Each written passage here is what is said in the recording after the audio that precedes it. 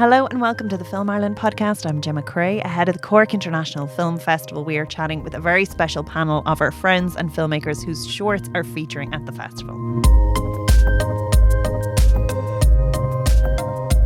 I just want to say thank you guys so much for coming in. It's very exciting to see beautiful films on the big screen and a fabulous festival like Cork. You must be delighted. Thrilled. Yeah. Very excited. Amazing. So what I'm going to do is I'm going to ask if you guys can go around and introduce yourselves and then talk a little bit about your film first, so we can all get used to the voice. Will I start? Yes. Yeah, okay. Thanks, Martina. Hi, everybody. My name is Martina Glynn. I'm the director of Wrecker. Wrecker is a famine story about survival and silence, and it follows a girl from her growing suspicion to the eventual devastating confirmation of how her father has been providing for them. So it's rooted in a particular time. It's set during the famine, but it kind of represents a universal theme, if you like. Is survival worth any cost? Now I can go into the story a little bit, or is that all you want? I would love. What I'm going to do is I'm going to get TJ to go next, if that's okay. And what we'll do is I'm going to kind of talk about the writing of the film, and that'll all link into that in a little bit. So thanks so much, TJ. How you doing? Nice to meet you all. My name's TJ. I'm the director of Room Taken. Room Taken is a short film. Basically about connection, I think resilience, loneliness, grief. They're some of the kind of themes that the story, we talk about the story. And it's about a man who is new to Ireland, who basically is experiencing homelessness. And long story short, he ends up sneaking into an elderly blind woman's home and ends up living in her house without her knowing, because he's pretty desperate. Deceptively sweet. Yeah. Well. And as I kind of eerie as that sounds, it's, I suppose, meant to be a story with a bit of heart and sweetness, I suppose, and levity and suspense. So there's some of the kind of, the tone of the film. Amazing. Aduda? Hi, my name is Aduda. I'm a writer-producer. Kenyan, based in Kenya still. And Shee is a film that is based on my personal experience as a queer person living in Kenya. And when we were thinking up this film, Lee and myself, Lee is a good friend. We've known each other for a while now. We just wanted to explore a theme that wasn't going to be a hurtful theme, because a lot of the times when people are talking about queerness and activism, especially this side, it's always very followed by a lot of homophobia, really, just trying to show what not. And we just wanted to show what do we want. So here is a pansexual couple that, discovers that they're pregnant at a random time. Obviously, that is very unplanned. But what we explore is, the mask's anxiety because first of all, anxiety is the major theme with her. She has a lot of anxiety packed into this body and needing to just continue and carry on, and make these choices, much as they're terrifying and scary, like having a family with a queer partner in Kenya. So this couple goes through the motions of, oh my God, what are we going to do? The choice of, are we going to keep it? Are we not? And a lot of this is just kind of trying to express that there is life, that can be lived, that isn't just, running away from the cops and staying away from all, don't do this, don't do that. It was, what can you do? Which is like, please get a family, please, have a life with your partner, make choices. What does it look like for you? What would it be? And that's basically what it is. But there's some big themes. There's some very big themes. And we'll get Lee is the director of this as well. Yeah, hi. My name's Lia Campbell, and I'm a Northern Irish filmmaker, and I was the director of Shee, which was written by Aduda Hera. And the short film is following a couple who are faced with very life-changing decision, and together they escape the madness of Nairobi, Kenya, and go to the Nong Hills to talk it out and see what they are going to decide for their future. So I'll actually, when we're going into the writing, I'll stick with you, Leah and Aduda. And if you guys could maybe just talk to me a little bit about like your process working together, like creating it, drafts of the scripts. Do you guys give each other feedback at different stages? How did it come together? Well, we had previously worked on a project together, a musical, when Leah came to Kenya and she shot, and that's when we made friends. So we had, this rapport from the jump, and we just kept in touch through the year. And I think a couple of months later, she comes to me like, wouldn't it be nice if we could collaborate on something like this? And do you have any idea, off the top of your head? And I was like, I might. When's the deadline? It was about a week. So we're coming up with production documents. Well, she is doing a lot of the, background production for the application, and I am just writing the script. So I tell her about it, and she's like, I like it. And I'm just like, not gonna, do any of these hurtful things that, bringing queer people in spaces that are constantly triggering. So I was like, I'm not going to do any of that. I'm just going to write something that is light and witty, and let's just keep it pushing. So at that point, no, we didn't do a lot of the back and forth, but she did know what it was about. She did read it. She did do a little bit of edit with me, and we submitted, and fingers crossed. So when we hear back, we take about 9 months, going for between the two of us, which is like, okay, I like this page, because I came up with like a 20-something page script for like 12 minutes. Naturally. Wow.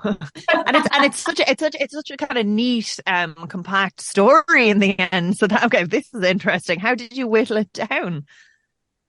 We had like 20 drafts of the thing. There was so many levels to it, because like first there was the longest one, then there was like, let's just trim down a lot of the dialogue that we don't really need. But what do you not really need if you're dealing with me? We need it all. So we had to give it to our friends who are also writers, and they went, well, I think you can get rid of this, get rid of that. I would push back sometimes because, this is fundamental. We need it. So it took literal 9 months of us just emailing between one another every single month. We would do a meeting together, just read through it, what are we feeling. A lot of the times we would just start the draft from scratch again. Yeah. And all on Zoom. It was so much fun.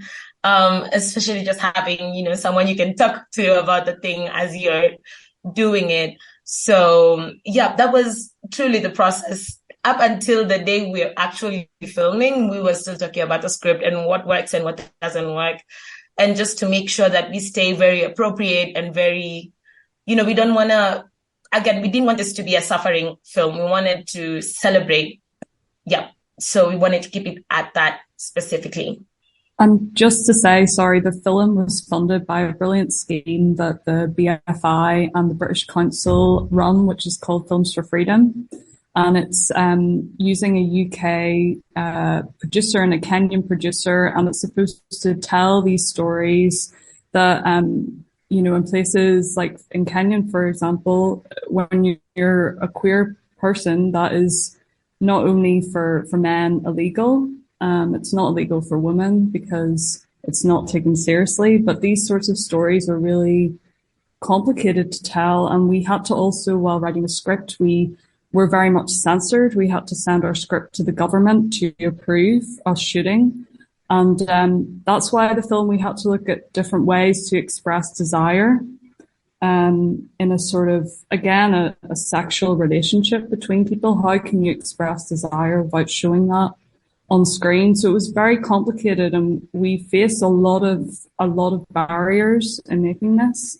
So I think the fact that we made this and the BFI and the British Council support these stories is really exciting and really necessary, because I think a lot of people aren't aware of That's very interesting to hear that. I mean, it reminds you of that old rule that they had in Hollywood where you had to have a foot on the floor to do with censorship, and even in the 1920s and things were like a lot more explicit, and that kind of leaning into conservatism. And I mean, it's the same in Ireland not too long ago, and homosexuality was decriminalized in 1994. was it, or 1990? It was in and around that as well. And like that, it was illegal if you were a man, but if you're a woman, it just didn't exist, and that is so soon in our living history. So like, it's very interesting to hear those barriers, but then what you guys did with it was so powerful, because the subtext was everything was there. The relationship was fully fledged and developed, the complexities of it, the warmth and affection. Can you just talk to me a little bit about how you guys achieved that in the writing stages, at least? Well, the thing for me was that I had truly experienced queer joy in my time up until, because again, I was writing this specifically from my experience. I was taking bits and pieces. I mean, imagine how funny it was for the person I was dating reading the thing, and it's like, are you sure? Because this doesn't sound like them. This is entirely somebody else, because all I was just taking from all the most beautiful instances that I had and just feelings that just gave me a lot of warmth, because ultimately that's why I'm always just going to try to be as happy as I can. So what we do is I'm drawing from my experiences and times when I've just felt like the most supported, because as a person who's living with anxiety, again, there's so many like wrong things I could focus on, all the hard and all the pain and all the other things, but then instead we're seated here just thinking, how can we make these people happy? How can we give them a semblance of a beautiful life with everything else that's going on? We need them to be happy in the very least. So ultimately for me, I was borrowing from what I'd gone through and what I'd felt with people. And some of them didn't like it. I had to take some things out, but some of them were like, oh yeah, this is nice. So that was at least my journey. Trying to get it. I just want to circle back just a tiny little bit when we were talking about how we, had to create it and make sure that we have all the licenses that we can so that we can shoot. First of all, we had to tailor the script in a way that is, again, implied, but not really, because again, it's not taken seriously. So it's like, yes, look at her and her best friend. Wonderful. So, running with that thought process, getting the licenses we had to play a bit of the tricks. We had to go, I don't know, maybe they don't kiss, maybe they embrace. And still, needing to make sure that people understand that these are not sisters. They are pregnant together because they're in a relationship together, and queer people can get pregnant. Just so I definitely was trying to focus on it being light and witty and funny. That was my process with it. Yeah. Brilliant. So I love that. Like, you put so much of yourself into it. And I'm gonna talk to you, Martina, now, because I know your film was funded through the Focus Short scheme from Screen Ireland, which is a brilliant scheme. It's a period piece, so those are always a bit more expensive. So it's a good thing that it was a focus short, and it was written by Aoife Bradshaw. So you talk to me a little about your process of working with Aoife and getting it ready to be submitted for this, and your process on that. Well, we put a call out looking for scripts, actually. I was interested in directing. I had co-directed a lot up to now and produced quite a bit and done documentaries and things. But I never quite, I really just wanted to direct myself. So I felt if I could get a story good enough, I may have some chance for getting funding. So we put out a call, and Aoife's script came in. And honestly, when I tell you, the moment I read it, it just kind of lifted off the page. She's such a beautiful writer. Now, obviously you can't get all the nuances of that on the screen, but even just reading it, it just felt like a lovely little novella or something. So I was instantly attracted to it. But I do have a kind of a thing for period pieces anyway. I enjoy them. The process was very, very interesting. It took us a long time to get the script that she had originally written ready for shooting. And I'm sure you can all understand why that is. And it's because the film has no actual dialogue in it on screen. So the story had to be told basically by the characters' actions all the time. And whilst that is the job of the director, we show up, we don't tell, or at least that's what we're told to do all the time. But in this case, we had nothing to tell. So the script had to sort of reflect that. So there was a lot of iterations of that script before we got it right. She worked very hard, in fairness. And we asked for help too when we asked, when we thought we had it there, we got some help from some script editors just to make sure we weren't missing anything. And if I'm being quite honest, even just after the shoot, when I reflect back on it now, I even feel, there were certain parts of it maybe where we could have explained things a little bit better. But on the whole, I think it was a fabulous script, and I hope it comes across that way in the finished product.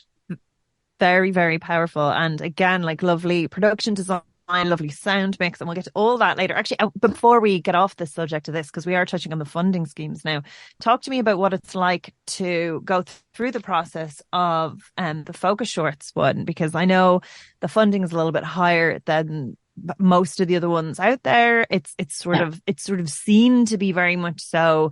This is the stepping stone to getting your first feature. And just tell me about the development process with them. So you go through, you're told you go through presumably interview process. Yeah, you told your script is successful. Yeah, you submit, which is the one of the tougher parts, because it really is quite a lengthy application. Then you get shortlisted and you go in for your interviews. And in our case, there was Garrett, the producer, Aoife, the writer, and myself. And yeah, there's a pretty, I would say, arduous enough interview. I mean, it was a very pleasant experience, but the people who are conducting the interview know what they're talking about. And I suppose you have to remember we're talking about public money here, so we have to be very careful. They have to be careful how they're spending it, and I guess they need to know that we're capable of delivering the film. That was probably one of the things that was most important to them. I suppose they needed to know for sure. They need assurances that we could get this film across the line because of the challenges of it being a period piece and all of that. With VFX, yes, and fire playing such a big role, and the issues there. Also, the fact that it's wordless as well. There's loads to it, but it's beautiful, and the performances are amazing. Yeah, well, thank you. I'll be sure to pass that on. They'll be thrilled. The two kids, especially, they were just so thrilled to be part of it. Yeah, they were really it's hard. I'm going to come back to you then and go to the casting, because I really want to go to TJ now and talk about specifically the writing. So you're an established director. You've done amazing work. You've worked in advertising. You've done beautiful shorts before. I worked with a writer called Michael Whelan. That's his first short film that he's ever written, And wow. I've applied for Focus so many times over the years, and I was shortlisted twice before. So this was my third time being shortlisted, and I was so delighted to get it because it's a great scheme, as you say. Michael is he's actually a creative in an advertising agency, and we met when we were doing a commercial together for the Irish Cancer Society. And he also is the man behind Reeling in the Weird, that Instagram page that has loads of followers, and it's they share clips of old funny archive material from Irish TV shows. But he's a creative guy, and after the ad we made together, I kind of asked him if he had any scripts, because I was really interested in trying to make a Focus. And he had one. This is about 2021, a couple of years ago. And honestly, I've read lots of scripts over the years, short films and stuff like that. And when I read this one, I was actually pretty emotional at the end. It caught me. So I knew that was an excellent kind of place to be and starting point. And then I guess we just tried to figure out a way of collaborating to constantly develop it. Like you're all saying, it's not nonstop, isn't it? Until you're shooting, you're still tweaking stuff, and then the actors come with ideas, and then you see a new location, and it's always kind of developing. But he has his relation. I have to get this right because I was talking to him earlier about it. I thought it was his auntie, but it's actually his partner's great aunt. Basically, a relation in the family that is someone that they kind of meet up with regularly. She lives in France, but she's an elderly blind woman, and he, I guess, spent a lot of time with her, and from that relationship kind of came up with the beginning of an idea, and that's where it kind of began. And then in terms of how the rest of the narrative unfolded, in terms of his inspiration, I'm not 100% sure, but that was where it began. So it was just a process of constantly, talking about the story and trying to figure out ways of heightening the stakes and creating suspense and leaning into humor, and then hopefully having some heart to it was always the goal, trying to make something entertaining. And that's wonderful as well, actually, because how topical everything is in some ways, and even Martina's, what it is about homelessness and housing crisis, just a different one, really. Yeah, totally. Yeah, I felt that as well. It's similar themes, you know what I mean? It's just a very different take, which is so cool about filmmaking and storytelling. Yeah. So, and tell me about working with your process. Would you have him around, TJ, while you're like when you're on set? Would this be something back and forth? Would he maybe have a comment on the edit or even the casting phases, actually?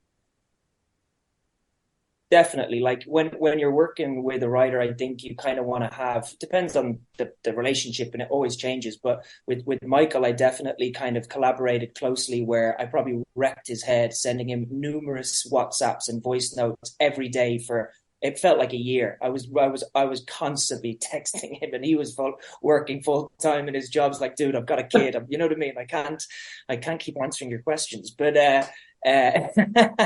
but yeah, no, I'd share casting tapes with him and location photos, definitely edits, like, because we've worked together as well previously. And when you do advertising kind of jobs, when you direct commercials, the agency, which he is part of, are kind of like the boss in a way. They're the ones who kind of have the final call often, you know? So we had a relationship that was kind of collaborative already. So we just kind of lent into that again, I guess. You know, it was not to say that he was telling me what to do. It's a different dynamic in film than it is to advertising, which I don't know how he felt about that, because, you know, it's not the same as it would be usually, because they would have more control in that world. But in filmmaking, it's a different sort of, you know, structure, you know. In of course. And actually, just I want to stay with you, TJ, and talk a little bit about casting for that. How do you find the actors to embody the characters on the page? Was it something that did you always have someone in mind? Did you and Michael kind of have a chat about what you were looking for? Was it something that was found organically? Tell me a little bit about how you find your cast, because there's a beautiful chemistry there.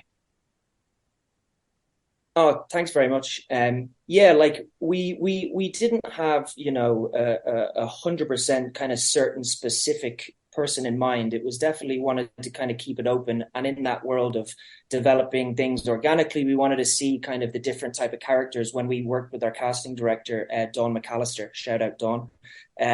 She did a great job suggesting loads of, you know, amazing people who I'd never heard of. And I feel like I have a pretty good understanding of the different actors out there, because, you know, I've been looking at Irish movies my whole life. And, you know, I've done so many acting courses over the years, because I was interested in it for a few years.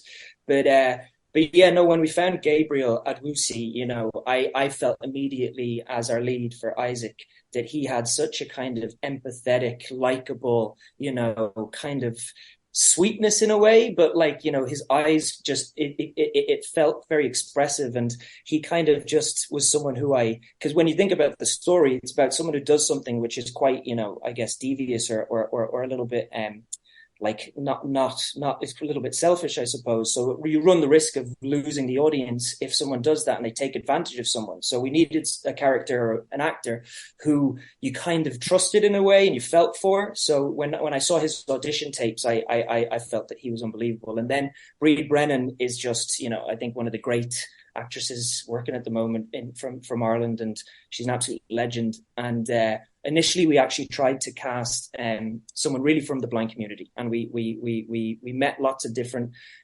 people from the blind community, working with Sightless Cinema, which is a charity that works with like blind actors and actresses. And there was a lady who we loved, but it was just the practicalities of filmmaking, but also the range of emotions that we wanted the actress to have. We never found someone who got all the different things we wanted, whether it be, you know, emotion, humor, you know, all those things. So we ended up working with her as a consultant. We brought her on behind the scenes to work with Bríd to try and make it more authentic. And that was a really, you know, useful process for Bríd, I think, because she could really see, you know, someone in that world and, you know, kind of observe how they move and what their mannerisms are and all those things. So I thought that was really helpful. Her name was Dolores Cullen, so she was an absolute legend, our visual impairment consultant. And Aduda and Leah, can you guys tell me a little bit about casting for Shee? And again, there's such a warm chemistry between the two. They really sort of carry that back and forth dynamic of, are they going to go through with this? Are they not? Tell me about finding that and working with your actors for that. Yeah, I guess I can start and then Aduda can maybe come in. Yeah, we worked with one non-actor. So Jules Avell, she is a non-actor, and she came on board the project relatively late. It was quite, again, a lot of barriers in casting the project because there's a huge risk to actors in taking on this type of role in Kenya. It's something that we had to, when we were gaining the funding from the British Council and BFI, we had to have very much a safeguarding sort of process in place because, again, it's a queer story and there is a risk to that. And so Jules came on board as the lead playing Shee. Had never acted before. She is actually a DOP working in the industry. And wow, just was perfect. And again, that was a really interesting process because Michelle, Tyrone, I had looked through different tapes. Aduda was always sending me sort of links to people we found interesting on not only social media. So we were trying to look outside just casting agencies.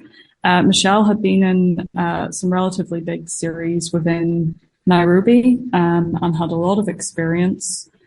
So it worked out really well, I think, because Michelle really brings within the sort of love interest this sort of grounded performance. And again, it worked well because then Jules and her were able to really work together and form this connection over a day. We only had a day of rehearsals, the way it worked out because we were casting so late.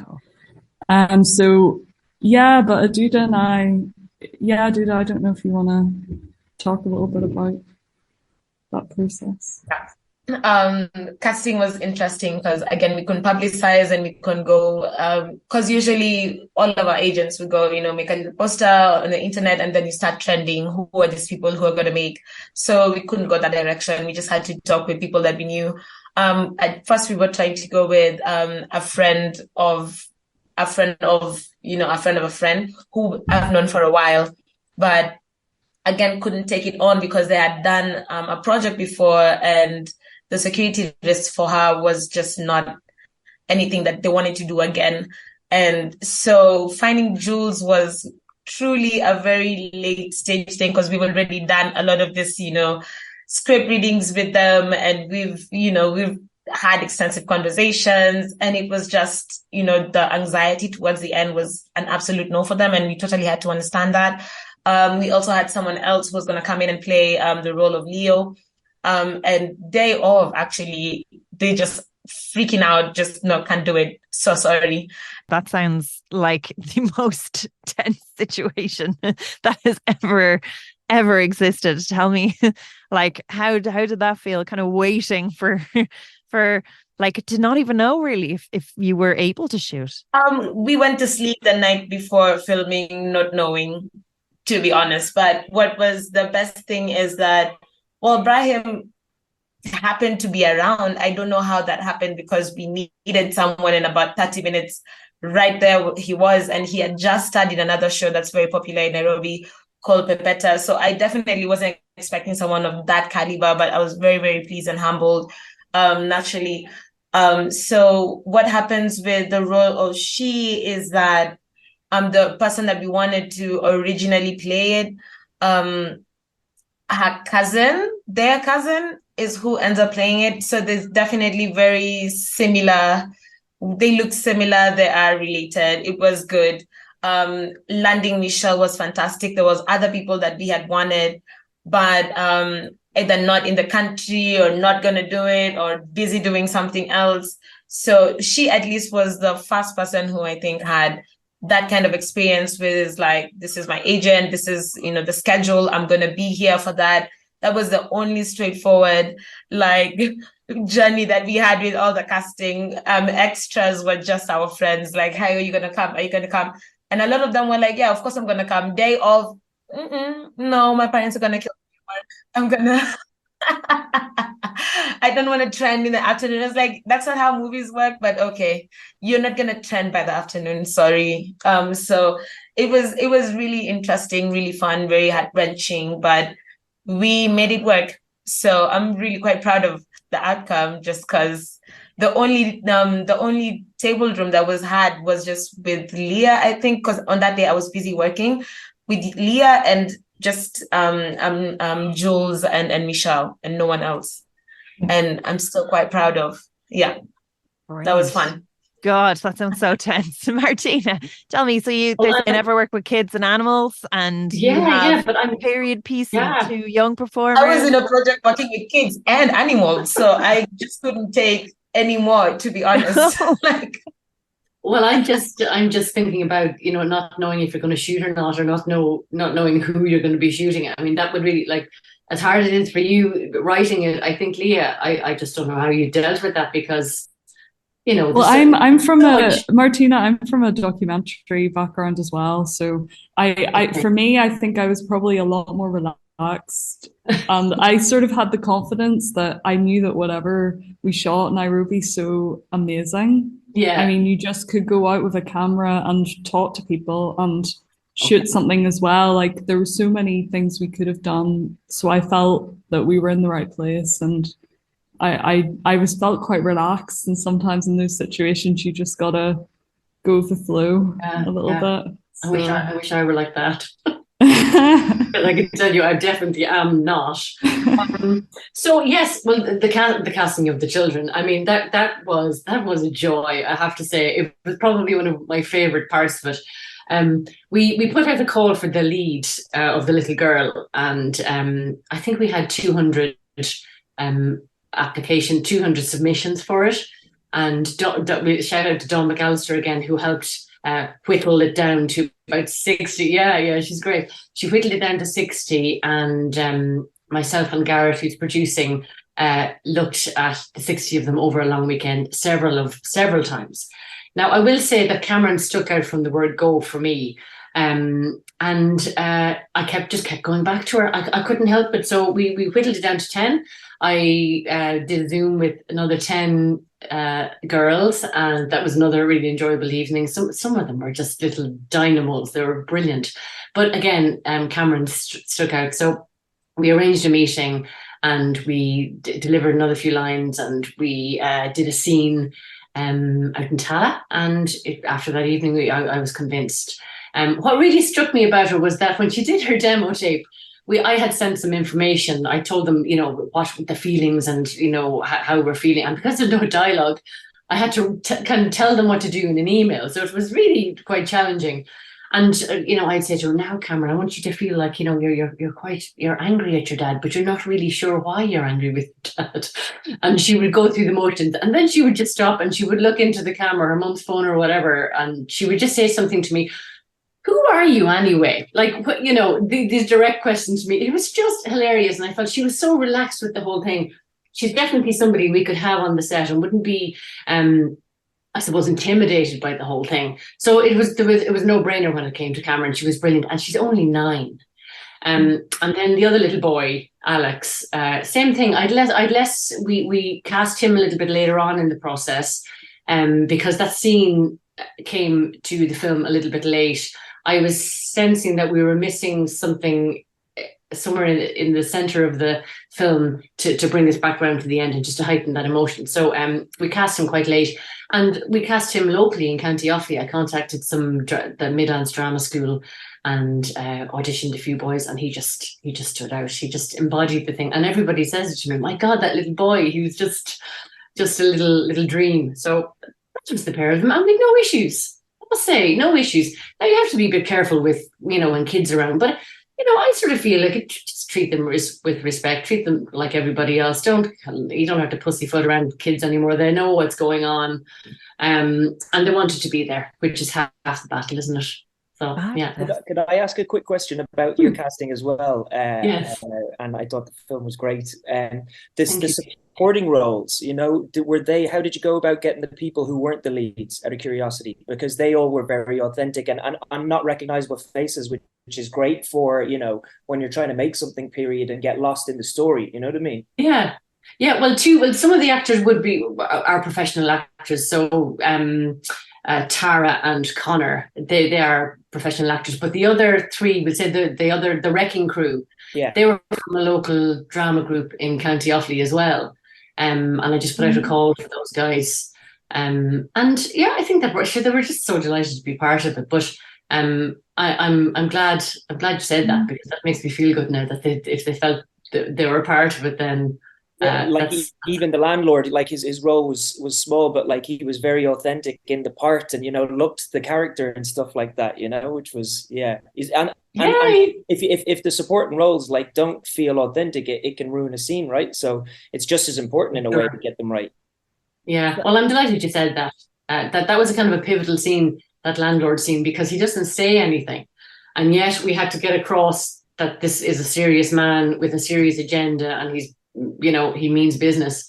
And I think Conor Hackett did a particularly good job in that scene, as did our lead man, Sam. Definitely. Yeah, but thank you, TJ. Thank you. And tell me about getting, just specifically for you, Martina, about getting that look and feel of that period, because it was very rich. It was very, the production design was just really beautiful and worked so well with the performances, the wardrobe. Like it was just gorgeous. How did you sort of get about creating that? Well, I watch a lot of period films anyway, and I do have an interest. What I felt myself from watching a lot of the famine films, all brilliant films, mind you, but there was something that just about them just struck me, and that was everything was just so sparse in the cottages, and the depiction of the famine quite regularly can be that people had nothing, and most people did have nothing, but some people, this family, they were doing okay because of what the wrecker was carrying out and doing, albeit wrong. So they were okay. They had some things in their house. They had, furnishings. They had bowls to eat out of. They had a table, and they had sort of a bed, albeit just kind of sacking or whatever. So I paid a lot of attention to that. And the landlord's house, I loved that. We found that house in Northern Ireland in a folk park, if you can believe it. But we stripped that completely back, because the other side of the coin is sometimes the landlord's houses can be depicted as these lavish palaces, when in fact they weren't that at all. In many cases, the landlords themselves were struggling a bit. Not that I'm defending the landlords in any way, shape or form, but they didn't have much either. So they were kind of to the pin of the colour financially as well. So they were quite sparse buildings as well, often leaking and cold and miserable. So yeah, I suppose I did pay a bit of attention to that. And James Donnelly, who did the production design, he's just a great guy, and I loved working with him. He was I see you nodding, TJ, you must know him. He's just great fun, and just nothing is a problem for him. And we did, we created stuff out of the out of the strangest things, and yet it worked. He's just really talented and very innovative. You won't mind me saying that. And how did you find working on the budget, the Focus Shorts budget, doing a period? Because you had VFX, there was a good amount of characters in it. There was beautiful clothing, wardrobe, production design. Did you did you have to be clever about the things that you did get, what you got on screen? Just how did you kind of maneuver that? Yes. Well, I would always say that everything should go on screen. We should put down, obviously we have to pay everybody, and we did pay everybody, but I much prefer the money to go on screen and stuff like that. So I mean, I would say we were frugal in some areas, but clever in other areas. Like the budget was stretched now, I will say that, and we had a few things happened which put additional pressure. Our contingency was gone before the film even started, because we had to change location really quick due to flooding. We shot the film back in March when we had like rain for 40 days and 40 nights or something, and we were due to shoot in Kenmare, and that's what we had to that all had to stop 5 days out, and we had to, refocus everybody and move everybody. So that provided challenges in itself. But yeah, when you have a good producer working with you, you will get through. Yeah, you will get through. And Garrett is very, very good at that type of thing. Really, it's budgeting. It's boring and it's horrible. But because your cinematographer wants certain things, and Aidan did want everything, and he didn't get everything he wanted. We couldn't give him everything he wanted, but he got most of the things he wanted. And that's really how you have to do it. Just break the thing down, and it's a horrible process. And you speak to everybody in advance. I guess don't raise the expectations. If everybody knows what it is that they can work with in terms of the budget, then nobody will get upset, further down the line. And generally people are very good, when it comes to things like this. They are pretty good. But because it's the focus short, you have to follow all the criteria, and you do have to pay everybody properly. And that's very, very important, because yes, it's seen as kind of a stepping stone to your feature, and you want to do everything right. Yeah.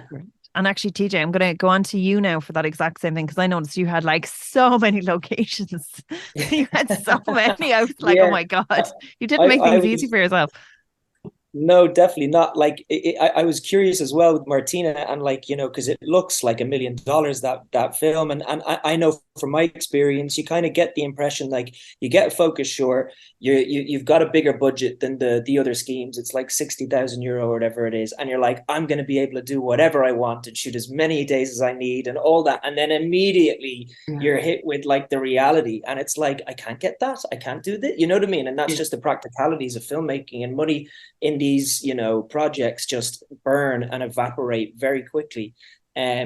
So I guess it's good practice, isn't it, to kind of try and figure out how you navigate that, and what you need, and what kind of things you push for and fight for, and what things you kind of realize maybe aren't as important. But yeah, our main our main location was the house, so that was the big thing to find. And we shot an exterior in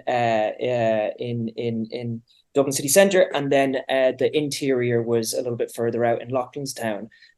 So it was more about working with our production designer, Ellen Kirk, to really kind of maximize the different looks inside that interior location. So, and Evan Barry as well was very kind of instrumental, our cinematographer, in kind of giving feedback at what he felt was the best location, because there was other ones that looked great, but they were kind of boxy in small rooms, and by having more open plan interior, it gave us more opportunity to find interesting angles and not get repetitive with our coverage, in a small space. So that was a wise kind of, bit of feedback from him. But outside of that, there was a good few locations that we had to move from on a few different days. But in reality, we actually cheated a couple. Like the opening interior, where it's a little boy's bedroom, was actually in our main location, and we just pretended it was somewhere else. So we kind of tried to be smart in that way. And then our main exterior day, where we had to go to a cafe and do a few exteriors, we kind of put all the locations beside each other. So we made it feel like it was in lots of places, but it was actually in like one block radius kind of thing. That was very, very clever. And tell me a little bit about finding the home as well, because there's a lot of logistics that had to go with there, and shooting the home. Can you talk to me a little bit about, sort of lighting that, getting the feel of that? How do you sort of prep and get that ready with Evan, presumably? Yeah, in terms of finding it, Coleman McKenna, our producer, he found it, which was great. And I was kind of a little bit worried that because we didn't have an official location manager, and that was like one of the things that I was talking about earlier. You might not get everything that you want, and when you work in ads, you have a location manager who's looking around and sending you folders and folders and folders of like locations, and when you're in shorts, you don't have as much luxuries sometimes. So we kind of were relying on favors, and people were giving us like kind of photos to look at and review. But then Coleman eventually found it through one of his connections, and that felt like the right place. But then Evan is a great DOP, and he really likes to be prepared, and I'd imagine all of the DOPs that you work with, in the group have like Aidan Galt, I know is an amazing DOP. I thought that looked so good as well. But he likes to do floor plans, and basically we had to match the light of the exterior with the light of the interior. So we basically like saw what the exterior lights were, and then kind of tried to light from through the windows with a similar color light to make it feel connected, you know, with the kind of like orange street lights and stuff like that. But then Evan would be very specific with floor plans and kind of shot lists, and we would just storyboard, but then more like take photos and kind of reference what shots we wanted to get, and kept it a little loose, but still tried to be very prepared. And he honestly had like a document that was like honestly about 70 pages in terms of his preparation, which was crazy. I was like, this is insane, you know? But yeah, it was just trying to come up with shot lists and basically floor plans and think about the blocking, but then never be restricted where you let the actors maybe, you know, suggest something and then freak out that you haven't prepared for it and try and figure it out on the spot. And no worries. And Aduda and Lia as well, like you guys definitely had your kind of issues cut out for you. A big club scene, beautifully lit, so many people in it. Talk to me about your location choices and what each section was like working on. Well, I'm gonna start with the locations we worked with. Another good friend's name is David. He was our locations manager, and he definitely, you know, through the year, while we were, you know, working on this script together, Lia and myself, we were also, you know, producing as much as we could. So a lot of we had seen a bunch of houses, we had seen a bunch of different spaces that we wanted to use. I would say it is cheaper here than it would be, you know, trying to get that many locations for you guys. So we did have that advantage where we could have a little bit more, than we, if it was strictly, or you know what I mean. So that was the advantage that we had. We had also really good friends who were trying to, give us the connect with the best places, and Lia and Finola made their choices, and that was amazing. So, big up to the producer as well, Nemo. She really did, it was a lot of sleepless nights for her, I'd say, just making sure it's within the budget, making sure, safety issues, and for us filming, there has to be security. I'm not sure what it's like for you, but if you're filming, say, in the middle of the city, the club scenes, well, basically everywhere we went, we had to have security with us the entire time. So had to just make sure the security risks were also, green light to go. But Ngong Hills is a very popular place to shoot because it's just so beautiful.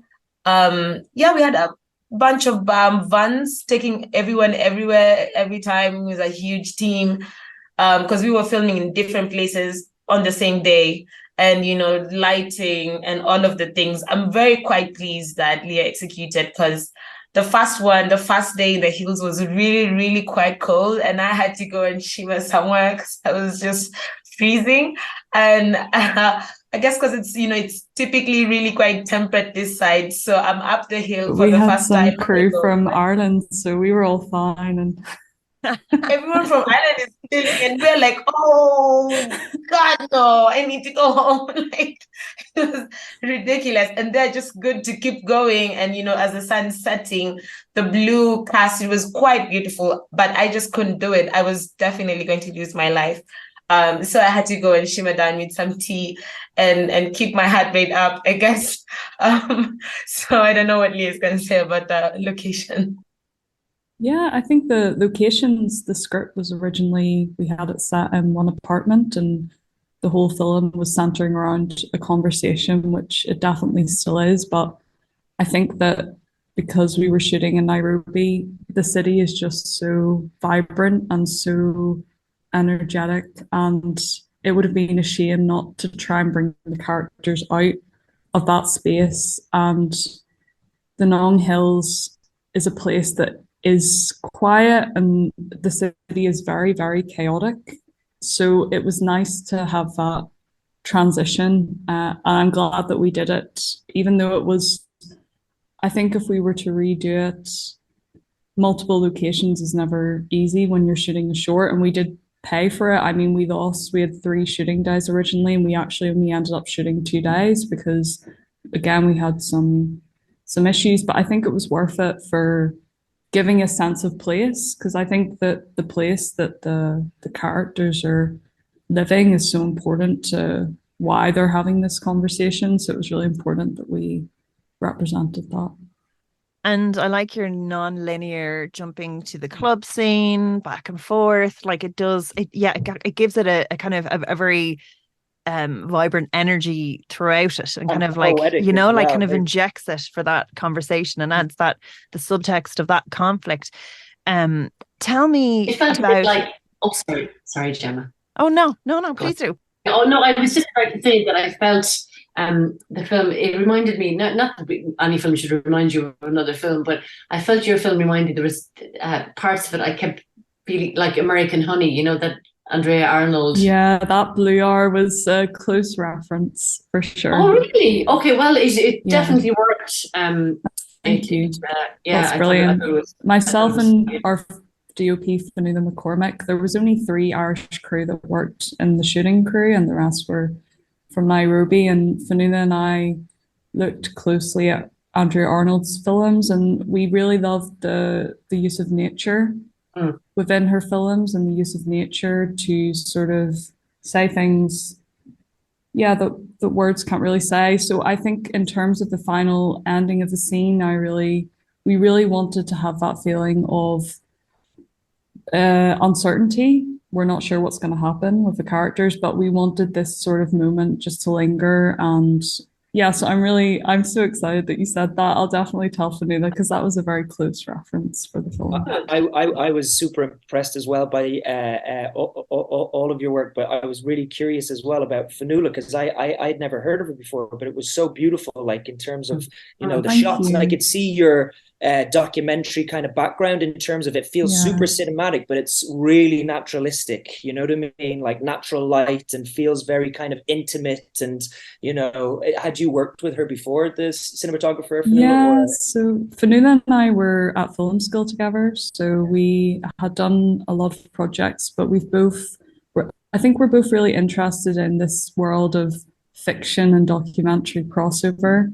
And I think for this film, because the majority of the cast were non-actors, it was a place we felt very comfortable and excited by. And I think that also it was the practical approach. I mean, we were shooting in multiple locations, so the setup was really small.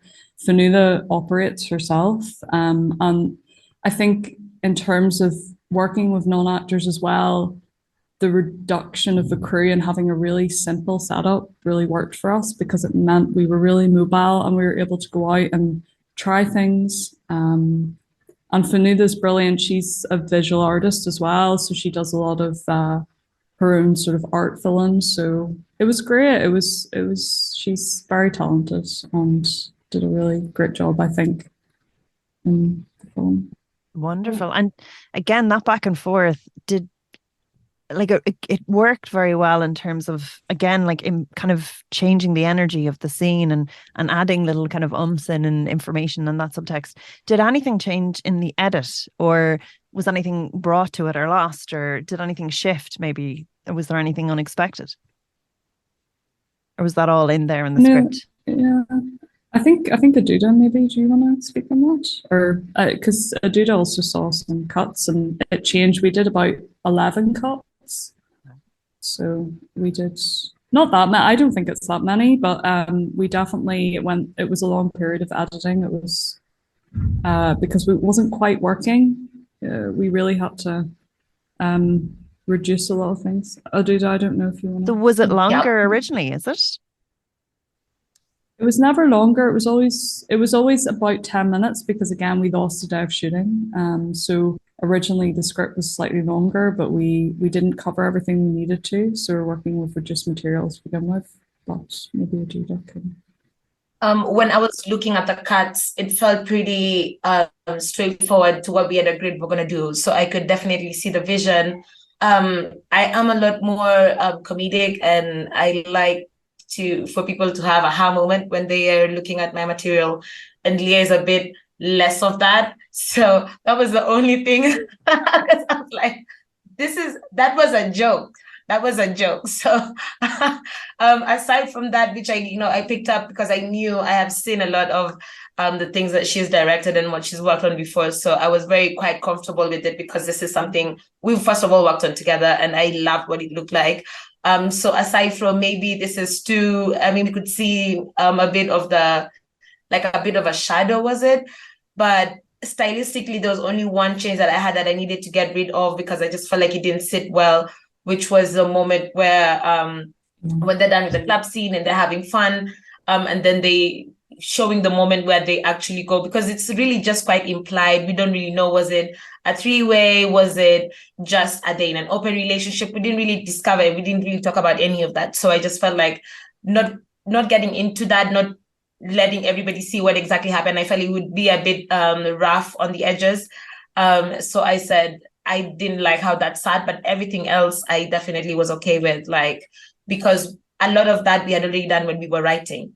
So, just what is ethical, what feels right, what is not going to sit well. So, when it came down to the shot, all of them were pretty pre-planned. So I knew exactly what was going to be in. And it was quite straightforward, I think, in my opinion.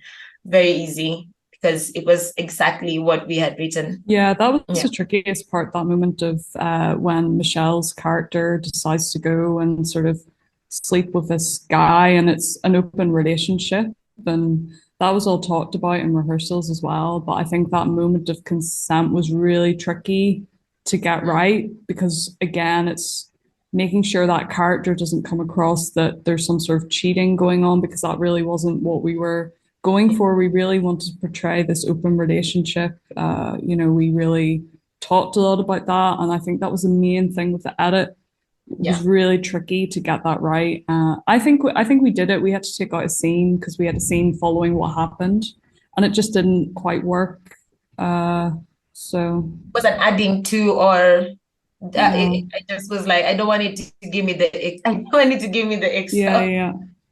That was really just it for me. I just didn't want to catch the egg. That's very interesting about how something shifts the whole dynamic so intensely as well, and you don't and maybe if it's written on the page, it doesn't quite have that same kind of feel to it, and how even that perspective can shift and how you perceive a character. I'm just going to go to you, TJ. Did anything shift in the edit for you, or was everything very much so like it was on the page? Well, it's interesting. We worked with Derek Holland, who I was really delighted to get a chance to work with him because he's a really good editor, and he does a lot bigger stuff than short films these days. So I think we were just lucky to get him to sneak us in his schedule. And I guess the edit did change in some ways. Like we dropped a scene or two that weren't really driving the story forward, and that was kind of maybe making a little bit longer than it needed to be, or repeating the same kind of story beat. So there was like a couple scenes we dropped. But then we had also kind of always envisioned like there being the opportunity to edit the ending two different ways. I don't know when this is going out, and I don't know if I'll talk about the ending. I don't know, I'd like people to watch it and see it. But like, we had thought about maybe doing something that was different than what we ended up doing. So we had a big decision to make with the ending, and we shot two different endings and chose one, basically.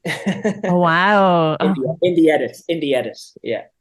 It's almost like the actors like of NDA that they won't actually know what happens. Well, I don't know. You just when people are watching it, you don't want to give anything away, do you? You know what I mean? I don't know. Like it's not as if we're making a big feature film that the world's going to see, but like still, in our own little way, it's nice for people to enjoy it when they first see it. Yeah. So we won't give too much away, but we'll just, even knowing that there's a different version out there, just what is the subtext of the different version for people that do eventually go see it and then go, oh. Well, one ending's more happy and one is more sad. Okay. And Martina, there's if we just get to your one as well, because again, you had like VFX, there's a period, like it's stylized as well. Just tell me a little bit about, and capturing it, and also the fact that everything is wordless and the sound mix on top of everything. So it kind of makes it did that make for a tricky edit or an easy edit? Yeah. It was a hefty enough post-production process, I will say that. Did we? No, we didn't actually change anything. But what we did have to do, now I might get in trouble for saying this, but we did have to do a little, we had to shoot a little extra scene because of the lack of dialogue. And when I say scene, I'm talking about literally a shot. I won't tell you what it is, but it's one little shot that just connects two scenes together so that you're in no doubt as to who did what at the end of the film. We didn't have to do it, but I wasn't quite satisfied that, you know, people would just understand what was going on. It is not a negative thing. Like I said, we would have lived without it, but we had the chance to do it and we were able to do it and everybody was up for it, so we just did it. But no, we didn't have to change anything, thankfully, but that was because my God, we went through that script so much beforehand. It was just such an important thing to do. It was such a risk without the dialogue. And there's that added potential of people not quite understanding what's happening. So we did honestly go through with a fine-tooth comb. We went over it and over and over it and checked the scene before and checked the scene after so that people could, you know, understand the story. The sound mix was, well, I decided that the sound mix should be elevated a bit, maybe a bit more than what would be standard, simply because you need to feel like you're in the room with these individuals or out in the field with them. That's something else we did. That was another adjustment we made. And the score, if I could just talk about the score for a second, the score was a big deal for me because I'm fascinated with, you know, I realize the story, you know, it's set in the past, it's rooted in the past, but I wanted to sort of make it interesting and give it a contemporary edge, I suppose. So I knew this guy called Jack Dempsey McMahon, who's a world champion turntablist, and I knew him through a friend of mine, and I approached him and asked him if he'd be interested in kind of like tackling this score. Now, he's never done a score before, but he has worked with some brilliant bands. And I sort of told him, you know, I love this folk revival that's happening in Ireland at the moment, you know, with like Oxen and Lankum and all these, you know, Ono Kenavon and all these guys. They're just doing amazing work for what would have been considered previously as just a kind of a, you know, a folk or whatever, but it's just amazing. Anyway, so he took it on and he put in all these sort of amazing instruments in there. Like I had to write them down because I couldn't remember them all, but there's duduks in there and there's a cymbalum and all this percussion and stuff. And he recorded all the melodies separately himself. And then he kind of processed them and then put them onto a turntable to add in what you hear, little scratches now and then, and you'll hear sort of the sound go up and down and pitch falls and stuff like that. So I think he did a great job, and I really am so proud of that side of it. And you know, the film will probably come and go, and nobody will ever mention it. I hope they do, but we paid a lot of attention to it, and he should be, Jack. If you're out there, you should be really proud of it. It was just fantastic work. Oh, fabulous. It is. It's really, really beautiful. Did you storyboard Martina? I know Aidan, and I honestly, you know, think that his DP work is just getting on another level. Like every frame was a painting, you know, it looked so precise, you know, the reflection shots, the eye shot, you know what I mean? Like, was it completely storyboarded? It doesn't feel loose at all. It feels very controlled, you know? Well, I'll tell you, I storyboarded half of it, and then I got so exhausted trying to storyboard it because I downloaded a digital storyboarder. I had a thing on my iPad, and it was driving me mad. So I chucked that, and I started drawing, you know, the old-fashioned way. We started drawing the pictures, and met Aidan. Aidan came down for the first time, and we went to all the locations, and we talked, and we looked, and we talked, and we thought. And we had a big discussion about how it was going to look. And I realized pretty quickly that we were both on the same page. He loves the idea of everything looking like a portrait. And that's exactly what I wanted. I wanted these faces to come through. And also I wanted it to be a very slow film. You know, we didn't want all that kinetic movement of the camera, which I love normally, but I just didn't think it was needed here. So no, I'm to answer your question, TJ, no, I have storyboarded it, but I had a shot list. You know, I had a shot list which was very precise, and we knew what we were doing every single day because we were under pressure for time, as you can imagine, all the time. And Aidan needed the time he needed to kind of set up, you know, and you know I had to be very mindful of that. Yeah. Well, some of it, obviously some scenes needed more time than others. But I have to say, I really enjoyed working with him. And he was patient with me, because there were moments when I might have been a bit indecisive or whatever, and he waited and we worked it out. So it was a really enjoyable experience from that point of view. And I hope he would work with me again. I'm sure he will. Sometime. I really would love that. Yeah, he was a great lad. Brilliant. So look, about 3 absolutely beautiful films, lovely, different in theme and tone, but like full of heart, and again, like just beautiful visual pieces. So are you all looking forward to going into the Cork Film Festival? Very much so. Yes. We're still waiting. We're not sure if Aduda is going to be able to come or not. We're trying to see if we can get something sorted, but it's not straightforward. But it's really excited to be, included in the festival this year, and we're just so excited to sort of have our Irish premiere of the piece. Our crew were split between Ireland and Kenya, so it's really, really exciting to be playing. Some of our crew can say that we please, because our Kenyan crew has no way. We can't do any screening tonight, so that's the biggest bummer that we had, because we are not gonna get. Well, we're probably going to get banned immediately. So, and for a lot of the screenings, you have to get your KCD classification, and we're not going to get that. We tried to already. It's not going to happen. So, at least some people are going to be looking at it and going, "Oh my gosh, look at that! Yay!" Yeah, and we're going to talk and try and really for some of us, I guess, sort of push that within our screenings, just to get a home screening is sort of our main goal in Kenya as well, but it's just not possible at the moment. So DJ, that makes our journey sound so easy, really. I know. Yeah, it's crazy, really, when you think about it. But fair play for making it, and hopefully it gets seen by as many people as it can. And but the point is the impact. Yeah, because for all the other people viewing it outside of the country, the liberal nature of other countries versus here. And the point is that here we want this activism to be. So just trying to maneuver through all the red all the things we have to do. So thank you guys so much. Oh my God. So we're fingers crossed we'll get to see in as many places as possible, as with all your films. And good luck for your screening. Thank you so much. Thank you, Gemma. Thanks, guys. Bye. Bye. Bye. Bye.